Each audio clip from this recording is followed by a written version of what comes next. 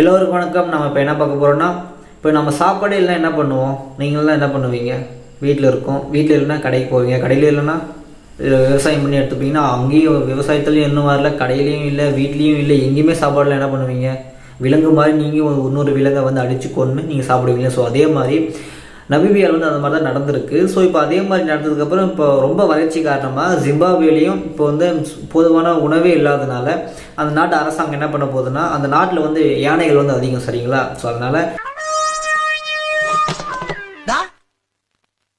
200 யானைகளை வந்து கொன்று அதோடைய மாமிசத்தை வந்து அந்த நாட்டோட எல்லாருக்கும் கொடுக்கலாம், பசி தீர்க்கலாம். ரொம்ப விட்டமின்ஸ் கம்மியாக இருக்கவங்களுக்கும் சரி, அவங்களுக்குலாம் தேவைப்படும்னு சொல்லிட்டு ஒரு 200 யானை கொல்ல போகிறான்னு சொல்லிட்டு சொல்லியிருக்காங்க.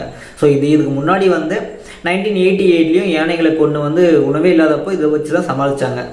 இதை பற்றி ஏதாச்சும் தெரிஞ்சுக்கணும்னு நினச்சிங்கன்னா கமெண்ட் பண்ணுங்கள். ஃபுல் வீடியோ போடுறேன். சோக்கி டேட்டா பார்க்கலாம்.